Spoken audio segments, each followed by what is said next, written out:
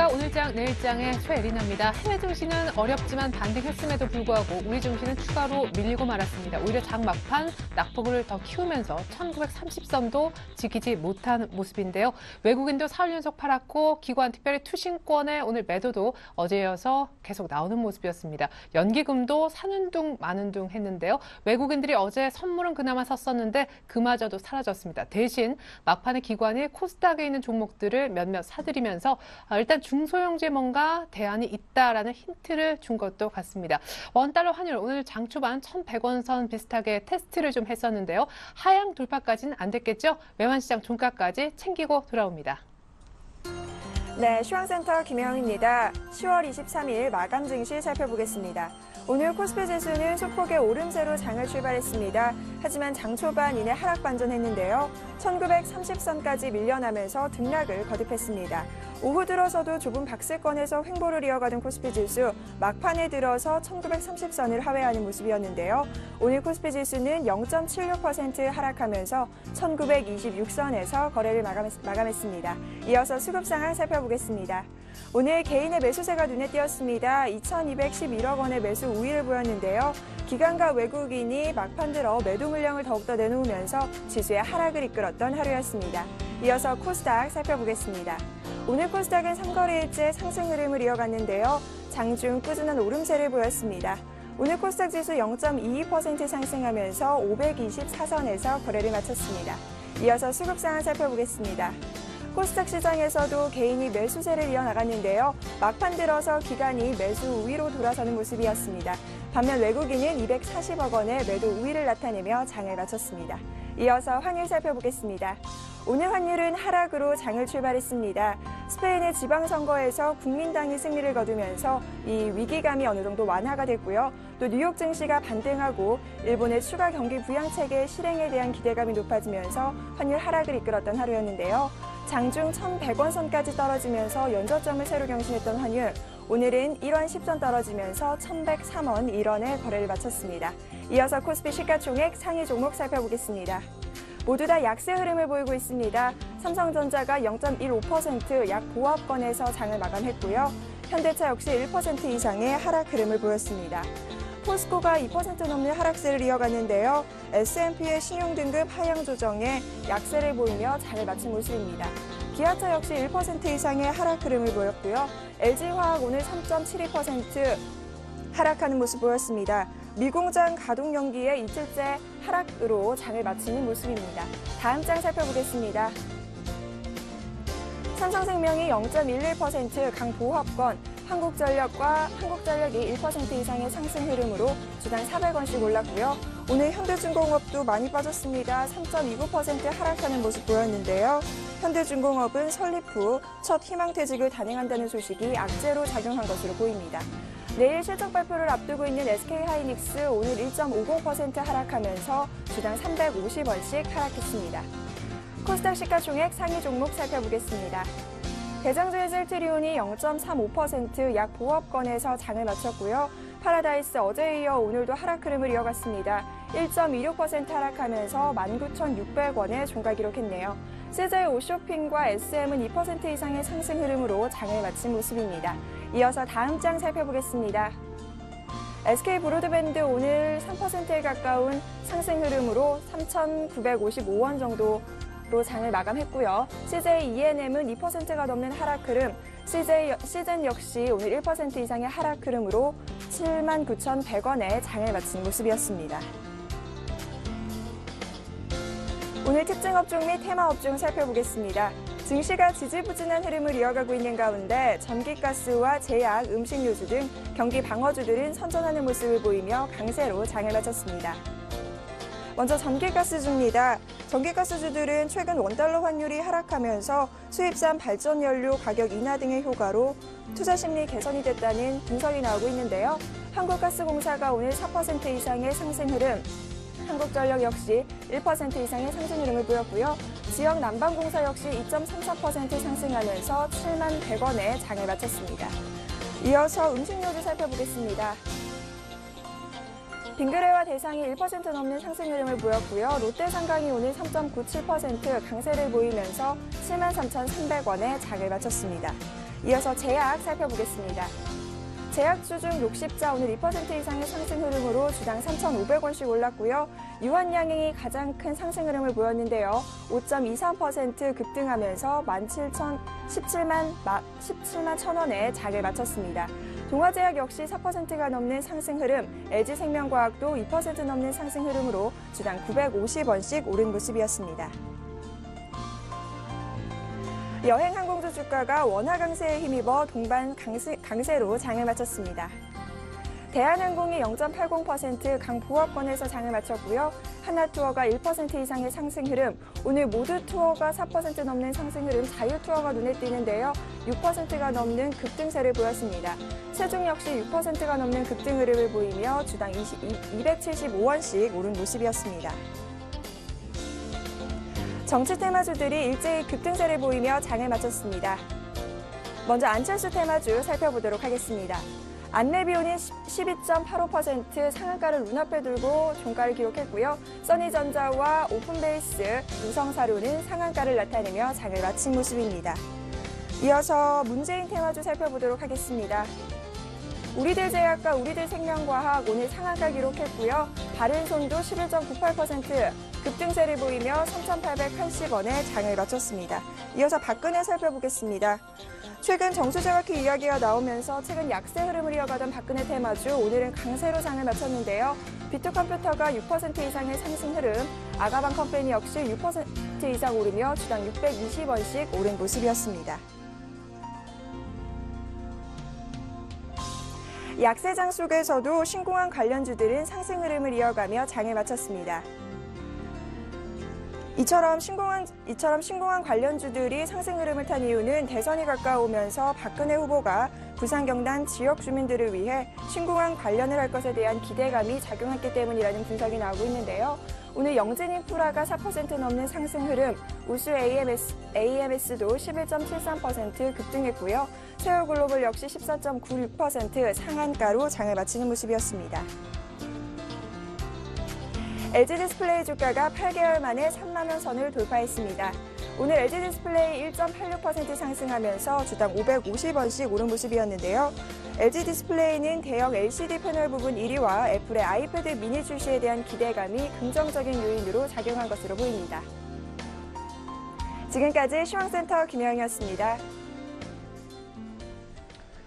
네, 여의도 쪽 분석을 한번 들어보겠습니다. 해외 증시는 어렵게라도 반등을 했다는데 우리는 왜 또 더 밀렸을까요?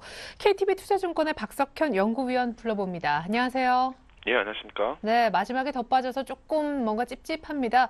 해외 증시하고 연동이 못 된 이유, 전일 저점인 1910선이 단기 지지선이라고 볼 수 있을까요? 예, 일단 그 미국 시장이 어느 정도 강보합 국면으로 마감이 됐는데 주말에 좀 그 낙폭이 컸던 부분에 대해서는 뭐 크게 만회하지는 못하는 흐름이었고요. 따라서 일단 어저께 우리나라 시장이 장 초반에 큰 폭으로 하락한 이후에 낙폭을 대부분 이제 만회하면서 마감이 됐었는데요. 뭐 그런 부분들에 대한 어떤 그 반작용 흐름이 오늘 좀 나타났다라고 보여지고요. 이런 요인들로 인해서 오늘 주식시장이 미국 시장하고는 달리 장 후반에 갈수록 낙폭이 좀 커지면서 좀 마감되는 모습을 좀 보였습니다. 일단 종가 그 수준 자체가 주요 이제 그 이동평균선을 좀 하향 이탈하는 모습을 보이고 있는데 어제와는 뭐 정반대의 흐름이고요. 어제 같은 경우는 앞에서 말씀드린 대로 낙폭을 빠르게 줄이면서 주요 이동평균선을 이제 지키면서 마감이 되는데요. 오늘은 이제 반대로 그 시간이 갈수록 낙폭이 조금씩 커지면서 61일선 및 그 200일선 이동평균선을 하회하면서 마감이 됐기 때문에 시장 흐름은 다소 좀 불안정한 흐름으로 나타나고 있다라고 봐야 될 것 같습니다. 그러게요. 어제 61선, 뭐 200일선 좀 크게 뚫어가지고 그래도 좀 기분이 괜찮았었는데 오늘 또 다시 재차 밀렸다 얘기를 해주셨습니다. 모멘텀은 없고 외국인들도 계속 파는데 외국인 중심으로 한 향후 수급 전망과 함께 내일장 전략 부탁드리겠습니다. 일단은 그 수급적인 부분들은 그 국내 유동성의 주식시장 유입 부분은 연기금 매수 정도로 일단 제한이 되고 있는 상황인데 네. 따라서 이제 수급 구조가 개선이 되기 위해서는 외국인들의 어떤 매수 전환 이런 부분들이 좀 필요해 보이는데요. 최근 외국인들은 한국 시장에서 매도 우위 양상을 좀 보이고 있는 상황이고, 오늘 같은 경우는 그 종가 무렵에 순매도 규모가 이제 줄어들면서 마감이 되긴 했지만, 일단 매수 전환 자체는 이루어지지 않고 있는 상황이고요.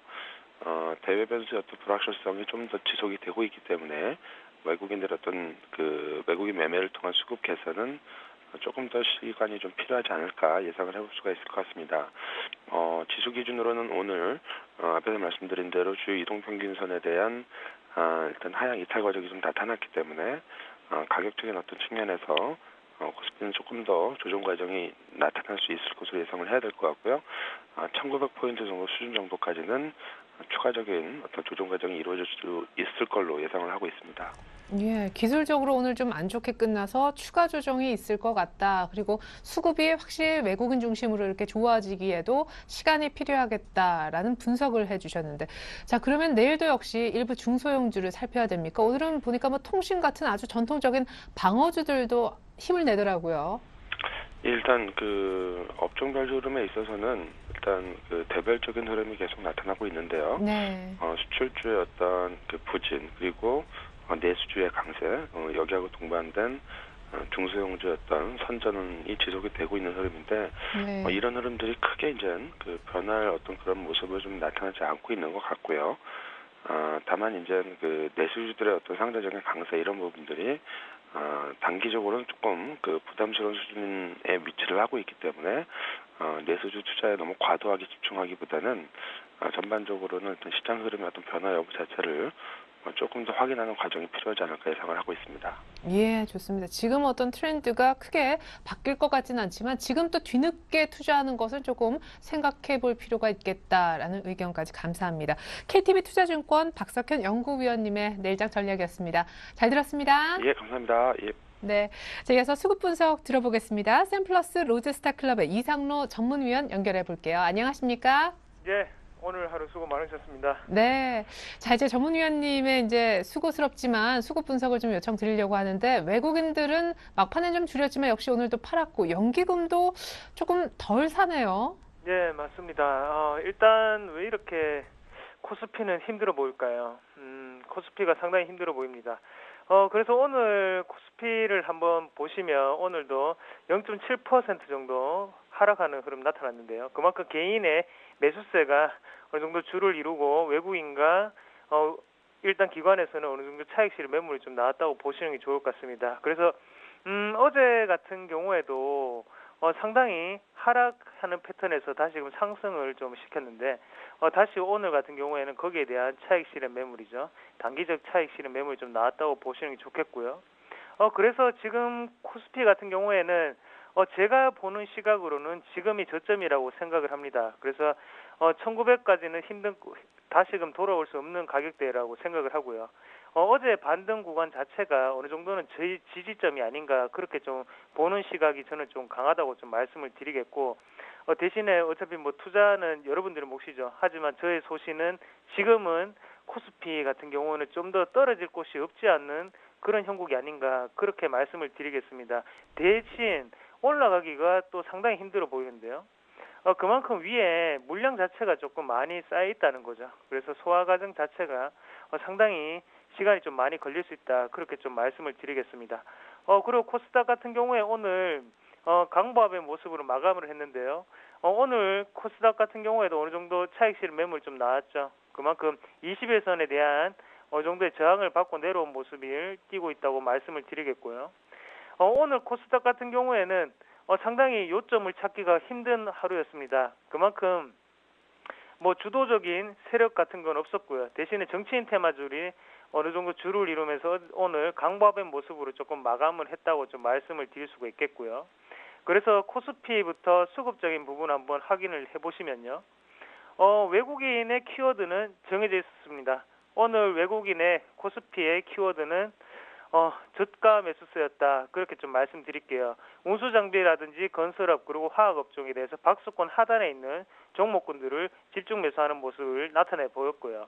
그리고 기관 같은 경우에는 도리어 운수장비 업종은 상당히 많이 팔았죠. 이 경우는 일단은 환율에 대한 영향이 지금 운수장비업종에서 기관에 먼저 매물 자체가 좀 나오게 되는 그런 계기가 아니었나 그렇게 좀 말씀을 드릴 수가 있겠습니다. 예. 자, 그렇군요. 이렇게 해서 수급 분석은 오늘 좀 들어봤습니다. 계속해서 오늘 이슈와 함께 좀 등락을 보였던 특징 종목 얘기도 들어보고 싶은데, 뭐 삼성 테크윈의 경우에는 막판까지 더 밀리면서 5% 넘게 급락했고, LG 이노텍도 부진했습니다만, 오늘 LG 디스플레이만큼은 좀 주목해볼 만한 가격대에서 끝난 것 같네요.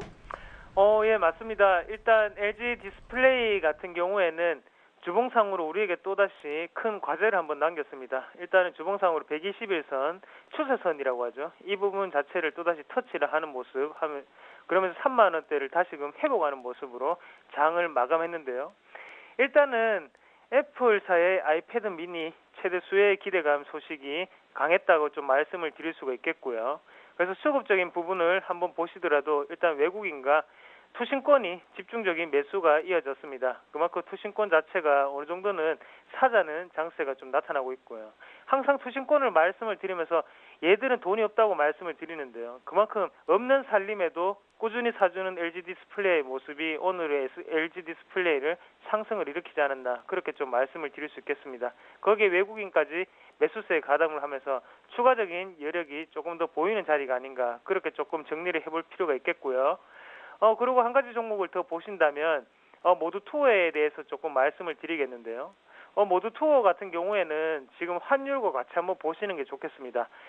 그래서 환율이 상승할 때 우리가 좋은 종목은 뭐 자동차 업종을 대표적으로 예를 들고요. 그리고 환율이 하락할 때는 우리가 모두 투어라든지 여행주 그리고 항공주 그리고 원자재 관련주를 말씀을 많이 드리는데요. 거기에 대해서 모두 투어 같은 경우에도 상당한 상승폭을 좀 기록을 했다고 좀 말씀을 드리겠습니다. 그래서 일단은 가장 중요한 거는 환율이었죠. 환율을 한번 같이 보신다면 일단 환율 같은 경우에 추세적으로 한번 보시더라도 계속적으로 내려오고 있는 모습이죠. 그만큼 지금은 1,100원대까지 내려오는 모습인데 당분간은 추가적인 상승을 보이기가 힘든 구간이 아닌가 그렇게 좀 말씀을 드리겠고요. 그만큼 미국의 양적 완화 이후로부터 계속적으로 내려오는 모습이고 아직까지 우리나라는 좀 저평가되어 있는 국면이 아닌가 그렇게 좀 말씀을 드릴 수가 있겠고요. 그래서 여행주 같은 경우에도 어느 정도의 수혜가 좀 더 추가적으로 가능한 구간이다라고 좀 말씀을 드리겠습니다. 그래서 일단은 박스권 상단을 주봉상으로 같이 보시면 돌파를 하는 모습이죠. 하고 난 다음에 다시금 강하게 돌파를 하고 추가적인 상승이 분명히 있을 수 있는 자리고요.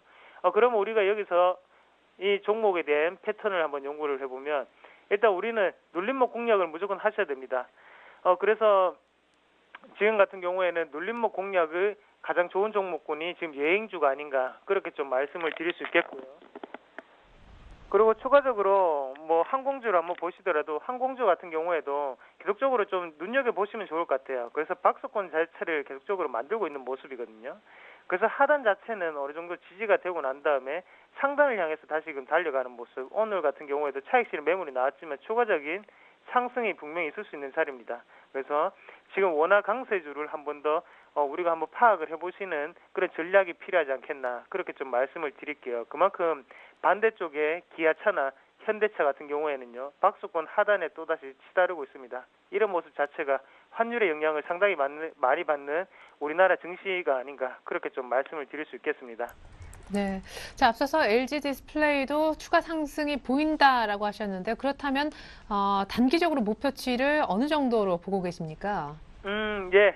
LG 디스플레이 같은 경우에는 일단 LG 디스플레이가 하고 같이 말씀을 드려야 되는 종목군이 LB 세미콘이라는 종목인데요. LG 디스플레이가 터치 패널을 만드는 회사라면요. 지금 LB 세미콘 같은 경우에는 여기에 대한 터치칩을 생산하는 회사죠. 그래서 LG 디스플레이에 대해 납품을 받아서 만드는 회사입니다. 그래서 LB 세미콘 같은 경우에도 추가적인 상승이 상당히 가파르게 일어나고 있죠. 그런 모습에서 LG 디스플레이 같은 경우에는 무겁지만 좀 더 추가적인 상승이 있을 수 있다고 좀 생각을 하고요. 그래서 상단을 한번 찍어보신다면 지금 같은 경우에는 33,000원에서 35,000원 사이 가격대까지도 올라갈 수 있는 구간이 아닌가 말씀을 드릴 수 있겠고 왜 그렇게 말씀을 드리냐면 그 전에 있던 어느 정도의 박스권 하단의 상태였죠. 이 부분에서 분명히 저항이 있을 수 있습니다. 그렇기 때문에 단기적인 목표가는 34,000원에서 35,000원 정도로 생각을 하시고 공략해 보시자고 말씀드리겠습니다. 네. LG 디스플레이 단기 목표값까지 들어봤습니다. 앞서 여행이나 항공 관련 원화 강세 수혜주도 한번 눌림목 공략해보면 수익이 짭짤하다라는 분석까지 들어봤습니다. 지금까지 샘플러스 로즈스타클럽 이상로 전문위원과 함께했습니다. 수급 분석 잘 들었습니다. 네, 좀 더 알차게 준비하겠습니다. 네, 감사합니다. 예.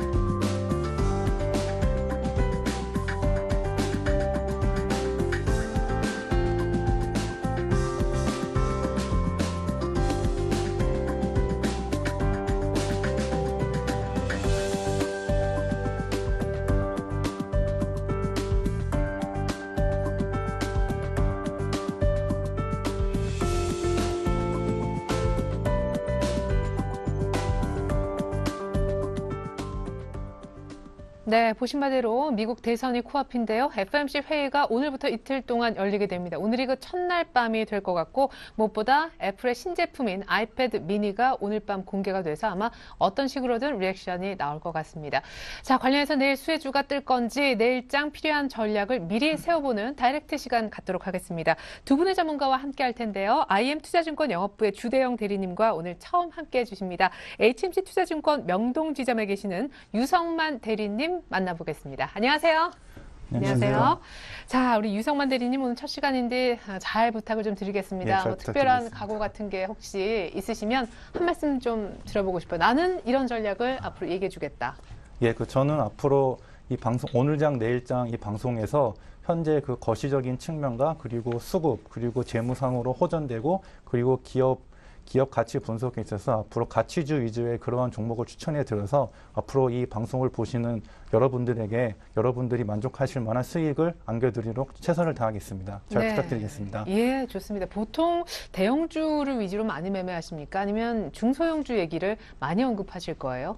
예, 저는 일단 기본적으로 대형주 매매를 많이 하고, 근데 이제 시황에 따라서 이제 대형주에서 중소형주로 그 수급이 넘어갈 때는 또 중소형주 또한 언급하도록 하겠습니다. 네, 그렇죠. 보통은 대형주를 많이 매매하시지만 또 시장 상황에 맞게 발빠른 종목 소개까지 해주신다고 약속해 주셨습니다. 좋습니다. 오늘 처음 함께 하시는 유성만 대리님 그리고 주대영 대리님이 내일장 이렇게 해보라고 하시네요. 화면 먼저 살펴보시겠습니다. 자, 내일장 다이렉트 전략 두 분의 의견을 미리 좀 받아봤는데요. 세 질문을 드렸어요. 주식 살까요? 내일 종목 선정법은요? 어떤 종목을 살까요? 이렇게 세 질문을 드렸더니요. 자, 주대영 대리님은 상단 돌파할 때까지 관망하자. 상단이 코스피 몇 포인트일까요? 유성만 대리님은 개별 종목 위주로 사도 좋다. 주대영 대리님은 기관화 장세 종목군, 기관이 사는 종목 가운데 메가스터디를 주목하라고 하십니다. 그리고 유성만 대리님은 성장 가능성 있는 종목만 매수해야 된다라고 개별 종목 매수의 기준을 세워주셨는데요. 대우 인터내셔널이 오늘의 종목이 되겠네요.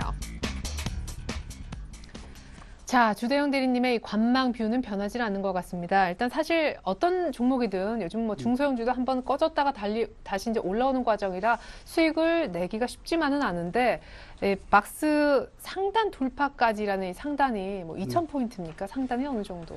네, 일단 밴드 상단은 2,000선으로 제시해드리고요. 밴드 하단을 1,900선으로 제시하는데 그 중간 마디 가격이 있습니다. 1,964라는 전고점이죠. QE3 전의 전고점입니다. 8월 17일 날 이제 기억하고 있는데요.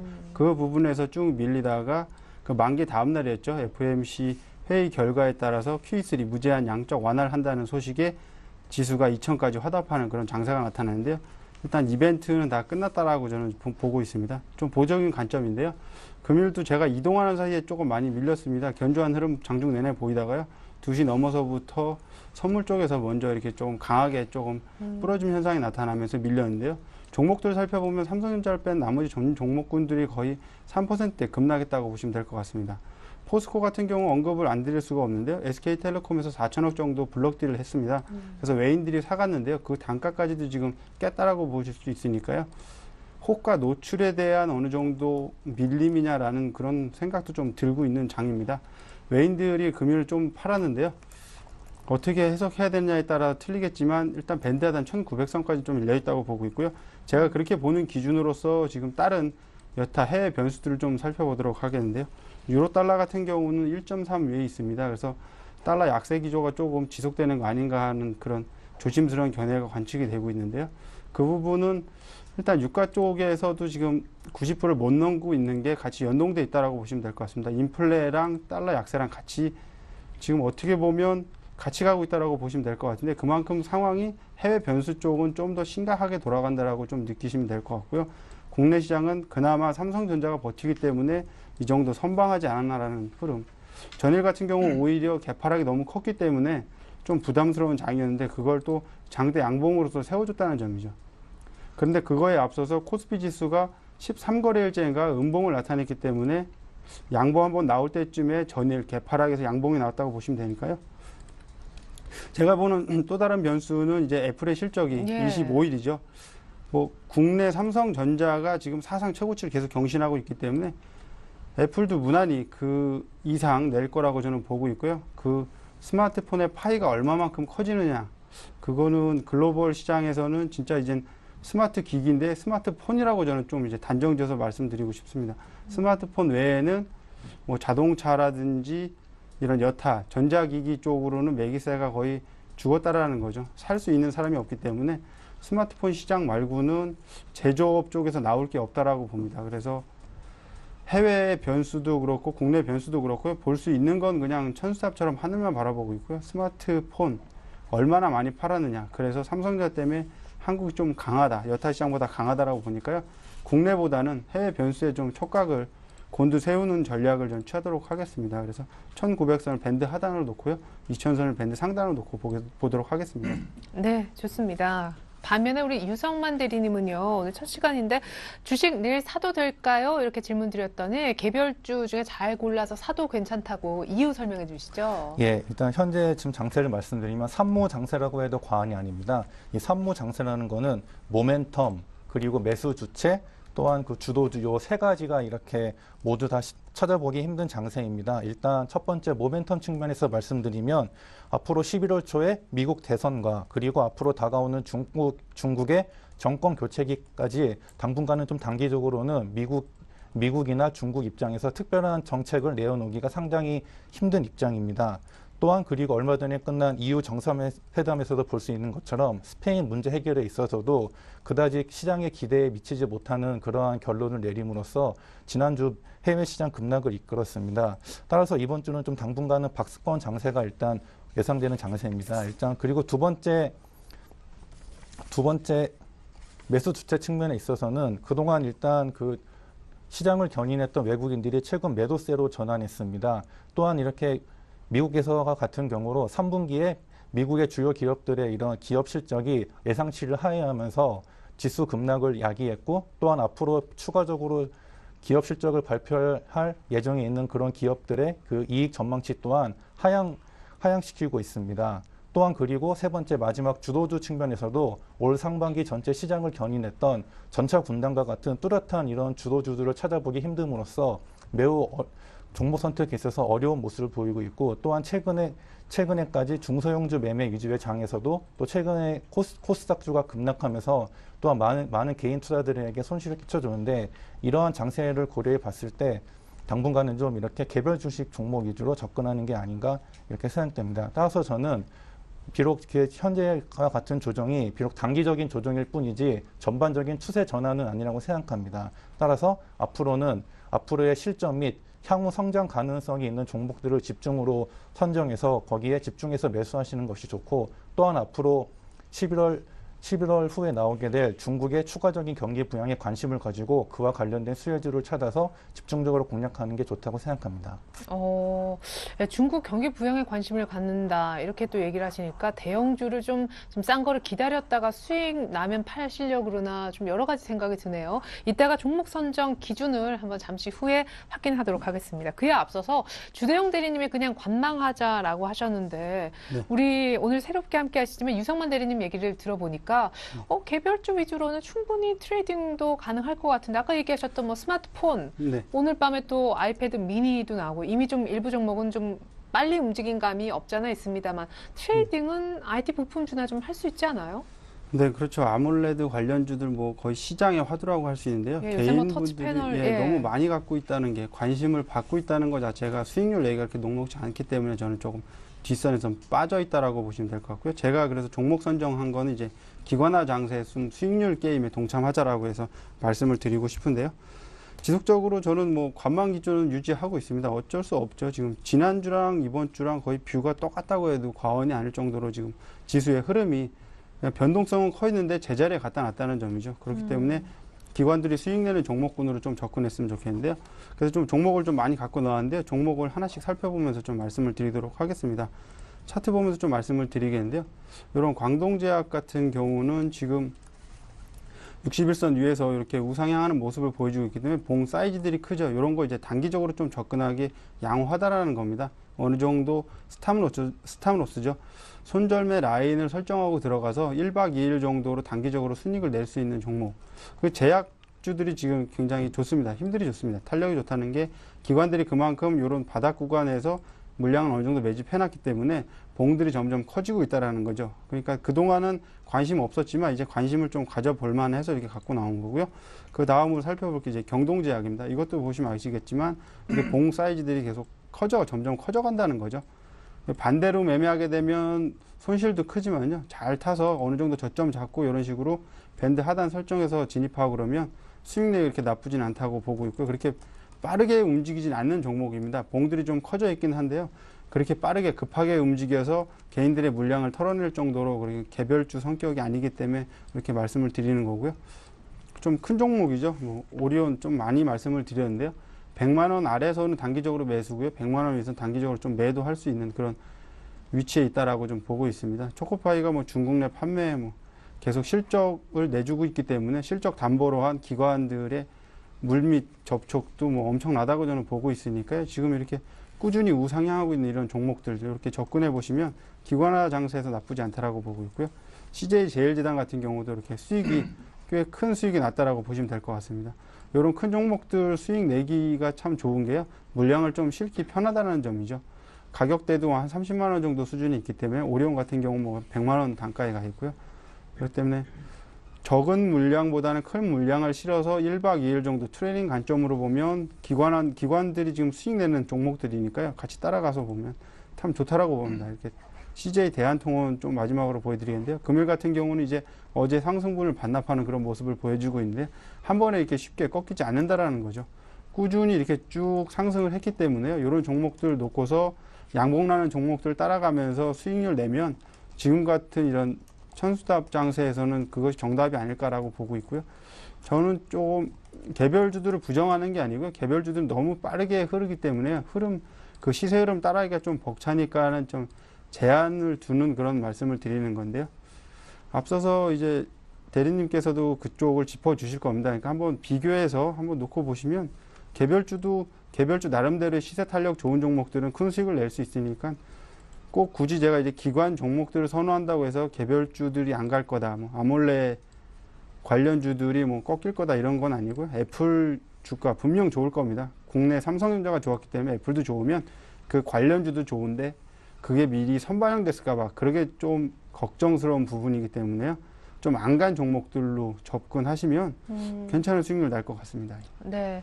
근데 말씀하신 그 경동제약부터 CJ 대한통운까지 총 6개 종목이었었는데 보니까 제약, 음식료, 뭐 교육, 유통 이렇게 내수주라는 특징이 있고 또 기관성 종목, 기관이 사는 종목을 따라 해보자. 내수주 안에서 기관 따라하기를 적당히 하면은 수익이 난다는 기준이신 것 같고 말씀하신 6개 종목은 지금 사도 괜찮은지 그 두 가지 질문을 좀 같이 드릴게요. 예, 일단 지금 종목들이 보면은 이 경기 방어주 성격의 종목들이 기관들이 많이 사놨다는 거죠. 그러네요. 지수 예. 부담을 느낀 기관들이 투자할 곳이 없으니까 투자처로 찾은 게 이제 경기 방어주라는 거죠. 통신이 조금 빠졌습니다. 통신이 먼저 올라갔다는 점이죠. 네. 백화점주들도 조금 많이 올라갔다가 요즘 대밀리는 모습 보이는데요. 재밌는 건 기관이 사면 올라가고 기관이 팔면 고스란히 빠진다라는 점이죠. 그렇기 때문에 아침에 기관 수급이 들어올 때 같이 들어가고 그날 당일로 나와야 되기 때문에 좀 벅찬 감이 없지 않아 있습니다. 그런데 지금 구간에서 코스피 지수가 2100 갈 걸 생각하고 물량을 실어서 2주, 3주 보유하기엔 너무 부담스러운 자리이기 때문에 차선책으로 이런 기관들이 종목들을 제가 추천드린 거니까요. 그런 식으로 접근하시면 되시고 최대 1박 2일 이상은 보유를 안 하시는 게 저는 좋다라고 그게 정답이라고 보고 있습니다. 그럼 내일이 그 첫 1박이 돼도 되냐 이거죠? 네, 내일 같은 경우도 이 종목들 한 6개 종목 뽑아 놓으시고서 양봉 나오면서 기관이 산다 싶으면 이제 시가에 한번 따라 붙어도 그렇게 나쁘지 않다라고 보는 거죠. 예, 최대 한 하루, 길어야 이틀 밤을 넘기지 말라라는 종목 6가지가 지금 얘기가 되었습니다. 절대 이 종목을 내일 사시더라도 따라서 약간 이제 따라 붙으시더라도 오래 끌고 가면 수익이 다시 반납될 수 있으니까 조금 주의를 하시면 좋겠습니다. 자, 이어서 유성만 대리님은 개별주 중에서 잘 고를 필요가 있다라고 하셨는데 이제 잘 고른다는 기준을 지금부터 얘기를 좀 들어볼게요. 예, 일단 저는 그 성장 가능성 있는 종목을 좀 고르라고 말씀해드리고 싶습니다. 즉 성장 스토리를 보유한 그런 종목을 고르라고 말씀드리고 싶은데요. 여러분 아시다시피 미국 주요 기업들이 3분기 실적을 발표한 후에 이렇게 그 생각보다 그 기대에 못 미치는 실적을 발표한 기업들 때문에 이렇게 주식시장이 급락했고 따라서 현재는 이렇게 이런 실적 발표에 있어서 매우 민감한 시장 장세를 보이고 있습니다. 따라서 앞으로의 장세 또한 그 4분기 실적 및 그리고 향후 4분기 및 그리고 내년 2013년도 성장 가능성에 그렇게 초점을 맞춰서 그러한 이제 4분기 실적 및 성장 가능성이 예상되는 종목들 위주로 이렇게 시장의 주목을 받을 것으로 저는 개인적으로 생각하고 있습니다. 따라서 저는 성장 가능성이 있는 종목을 고를 때 일단 글로벌 경기 회복의 수혜주를 일단 전 탐색하라고 말씀드리고 싶습니다. 현재 지금 미국 QE3가 시행된 이후에 단기적으로는 그 약발이 아직 본격적으로 나타나지 않고 있지만 장기적으로 미국부터 시작해서 일본, 유럽 이렇게 세계 각국이 양적 완화를 통해서 유동성을 증가시켰을 때 그러한 유동성 증가의 효과가 증시로 본격적으로 유입되고 효과가 나타나고 또한 현재 긍정적인 신호 중에 하나가 미국의 부동산 시장의 회복 기미입니다. 그동안 그 2008년 서브프라임 모기지 사태 이후 세계 증시의 발목을 잡았던 미국 부동산이 현재에는 그 그러니까 공급이 수요를 따라가지 못하는 그런 형국을 보임으로써 본격적인 부동산 회복 조짐을 보이고 있습니다. 또 이렇게 미국 시장이 부동산이 본격적으로 회복될 경우에는 따라서 미국 가계 소비 또한 증가하고 그렇게 되면은 세계의 소비 시장인 미국 시장이 살아나면은 전 세계 주식 시장 또한 본격적으로 회복세를 보일 거라고 생각합니다. 또한 아까 말씀드렸다시피 11월 달에 중국이 정권 교체가 발생되고 그에 따라서 중국 또한 이렇게 새로운 정권 교체를 했을 때 이제 그에 따른 추가적인 경기 부양책을 시행했을 경우 그에 따른 이제 수혜주를 찾아야 됩니다. 또한 그리고 종목적으로 봤을 때는 이렇게 다양한 수익 창출원을 보유한 종목에 관심을 가져야 됩니다. 그래서 기존의 탄탄한 사업군을 가지고 있고 거기에 플러스해서 기존의 사업군에다가 회사의 외형적인 성장을 촉진시킬 수 있는 호재를 가질 수 있는 기업을 찾아야 되고요. 또한 그동안 주식을 눌러였던 악재가 해소돼서 호재로 작용하고 있는 종목, 그리고 또한 재무제표상으로 호전을 보이는 종목, 또한 수급상으로 뚜렷한 매수 주체가 있고, 그리고 그 외 관련사나 그룹사 같은 시너지가 있는 그런 종목을 찾아서 집중적으로 투자하는 것이 앞으로 이제 주도주 변화하는 이러한 시기에 적절한 대처 방안이 아닌가 생각됩니다. 예. 참 말로 들으면 그래 그런 종목을 사야지 싶은데 성장 스토리가 있는 종목, 사업 포트폴리오가 좀 다양해서 쉽게 흔들리지 않을 만한 기업, 미국이라든가 중국의 글로벌 경기가 좋아졌을 때 수혜를 입을 만한 종목. 아마 그런 종목이라고 믿고 이미 사셨거나 혹은 다 그렇다고 해서 이제 다 살 수도 없는 노릇이고 어떤 쪽을 특별히 좀 염두에 두시고 혹은 얘기를 하셨는지. 예, 저는 좀 쉽게 일단 쉽게 말씀드리자면 저는 일단 현재 양적 완화에 따른 글로벌 유동성 경기 부양의 수혜주 일단 그거를 직접적으로 찾았고 또한 회사를 분석해 봤을 때 아까 제가 말씀드린 그런 요인들이 모두 다 이렇게 탑재되어 있는 그러한 종목을 전 선정했습니다. 그러니까 예를 들어서 미국 소비가 이렇게 좋아져가지고 주택 경기가 아까 이제 살아난다 하셨는데 그러면 IT를 얘기를 하시는 건지 IT만 해도 지금 굉장히 많고 아까 스마트폰만 해도 종목이 막 쫙 나오잖아요. 터치 패널 이렇게 해가지고 또 아까 포트폴리오 얘기도 하셨는데 그러면 현대중공업은 왜 이렇게 많이 빠지냐. 그러니까 개인분들이 그거 내용을 사실 다 알기가 너무 어려워서 저희는 사실 게임주다, IT 쪽에 뭐다 이렇게 좀 콕 찝어주시면 아까 이제 종목 6개처럼 예. 그런 거 좋아하거든요. 예. 그래서 저는 좀 기본적으로 저는 그 중에서 상사주 위주로 보고 있습니다. 왜냐하면 원자재 있지 않습니까? 네네. EMP 분야, 에너지 앤 프로덕션 그쪽 분야에 있어서 경기 부양 시에 원자재 가격 상승 예, 이런 쪽으로 해서 아무래도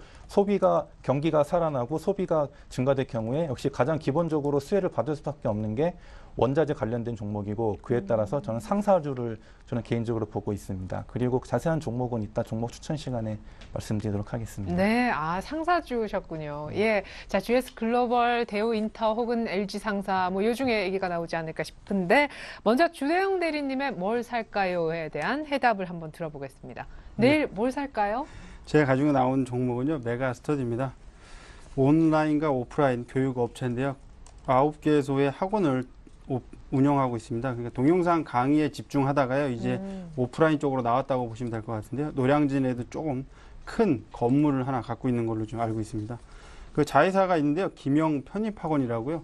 이쪽 부분에서 실적이 조금 못 미쳐갖고 그런 안 좋은 점 때문에 지금 주가가 계속적으로 빠졌다라고 보시면 될 것 같은데요.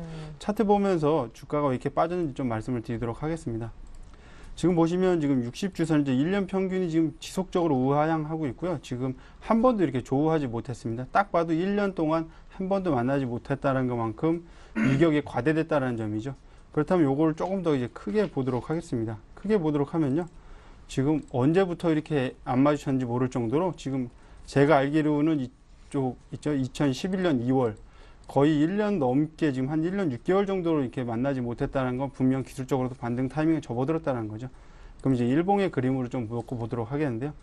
기관들이 어느 정도 밑에서 물량을 잡고 나서 한번 이렇게 올렸다가 또 기관이 팬 만큼 또 고스란히 빠졌습니다. 지금 수급선이 61선 위에서 지금 횡보하고 있는 모습을 보여주고 있는데요. 제한점도 또 있습니다. 호가의 물량이 너무 적기 때문에 한 번에 이렇게 큰 물량을 살 수 없다라는 점이죠. 그래서 저도 이걸 내일 시초가로 편입은 적어 놓긴 했지만요. 물량 거래가 그렇게 크지 않을 거기 때문에 좀 분할 매수 접근이 유효하다라고 봅니다. 72,000원부터 7만원 초반까지 7만원 무너지면 더 좋고요. 물량을 조금 분할 매수 관점으로 사서 보면요. 목표가는 약 한 79,000원까지 한 일주일 정도를 생각하고 있기 때문에 한 79,000원 이 정도 수준까지 지금 제시해 드리는 거고요. 손절 라인은 67,000원 정도 이렇게 제시해 드리도록 하겠습니다. 아까는 근데 그 기관성 종목 쭉 얘기하시면서 그 사이에도 요 메가스터디가 있었었잖아요. 네. 전체적으로는 아침에 이제 양봉 빨간 봉이 보이면은 그러니까 점점점 주가가 좀 올라가는 것 같으면 살짝 따라 들어가서 1박 2일 짧게 딱 수익 보고 바로 나오자라고 하셨는데 요 종목은 일주일 봐도 괜찮은가 봐요. 예, 이 종목이 그나마 조금 많이 갔다가 기관들이 사서 많이 갔다 또 기관들이 많이 팔아갖고 또 빠졌습니다. 그래서 거의 제자리 왔다라고 보시는데요. 지금 일봉으로 봤을 때 기술적으로 워낙 좋은 위치에 있기 때문에 일주일 정도 끌고 가도 그렇게 손절보다는 이익 실현할 수 있는 가능성이 크다라고 보는 거죠. 지수가 약간이라도 좀 금일처럼 코스피가 조금 안 좋은 모습을 보여주면 대안주인 코스닥 시장이 화랑 장세가 들어오는 게 사실이니까요. 요 메가스터디 이런 종목군하고 좀 봉 사이즈가 큰 게 또 하나 있긴 있는데요. 말씀드려도 괜찮을지 모르겠는데 그 제이 콘텐츠라는 종목입니다.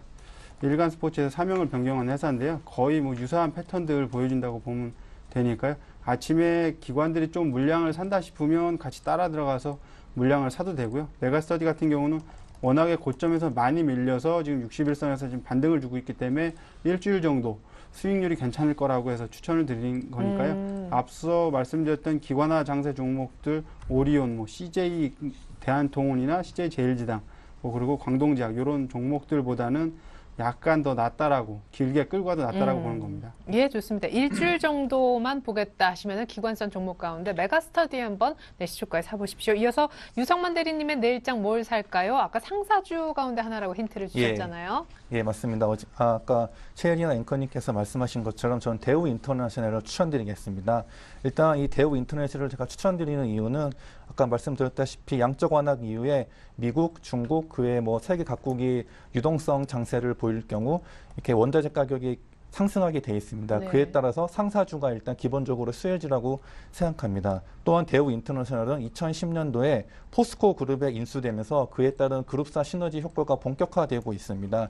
일단 아무래도 상사주다 보니까 기본적으로 트레이딩 분야가 있습니다. 그런데 그중에서 포스코 그룹의 철강 트레이딩 관련 물량을 소화하는 물량이 10%, 20% 그리고 30% 이상까지 증가할 양상을 보이고 있습니다. 또한 향후에 중국이 경기 부양을 하게 될 경우 기본적으로 철강 수요가 늘어나게 되는데 그렇게 되면 아무래도 포스코의 매출이 늘어날 거고 그에 따라서 포스코 그룹 계열사인 대우 인터내셔널의 철강 트레이딩 분야 또한 매출이나 수익성이 더욱더 증가할 것으로 이렇게 보이고 있습니다. 네. 그리고 가장 큰 이유 중에 하나가 바로 미얀마 가스전입니다.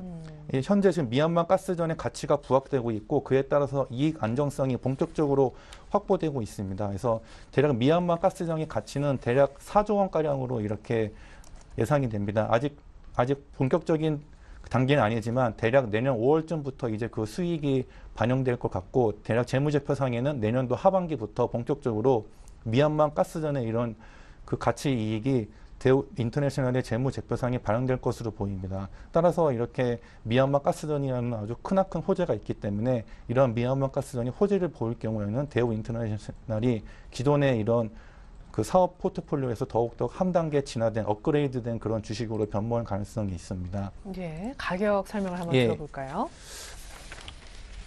그리고 가격 보시면은 일단 그 저는 매수가는 41,000원에서 41,500원으로 전 잡았습니다. 일단 현재 오늘 종가가 41,550원으로 끝났는데 이 정도 가격이면은 내일 당장 시초가부터 사 들어가셔도 되고 또 향후 한 2, 3일 정도 이렇게 단기적인 조정을 받을 경우에도 언제든지 저는 매수하셔도 괜찮고 설령 4만 원 밑으로 조금 내려가는 그런 경우가 발생하더라도 장기적인 추세를 봤을 때 언제든지 매수 가능하다고 생각합니다. 네, 전저점이 손절가 그리고 전 고점이 매수가이신 것 같습니다. 자, 지난주 LS라는 종목 주대영 대리님 얘기하셨는데 AS 짧게 받아보죠. 네, LS 같은 경우도 지금 기관들이 계속 사주고 있는 종목군인데요. 오히려 조금 지지부진한 흐름 보여주고 있는 게 외인들이 어느 정도 물량을 좀 떠넘기는 그림도 나타납니다. 하지만 제가 말씀드린 손절 라인 아직 터치 안 했고요. 중장기적으로 상승 가능하니까요. 목표가 10만 500원까지 홀딩하는 전략 하도록 하겠습니다. 네, 손절가는 92,500원, 목표가 10만 원 넘을 때까지 LS 계속 꽉 들고 계십니다. 자, 이렇게 해서 두 분의 다이렉트 전략 들어봤는데 종합해서 다시 한번 보여드릴게요.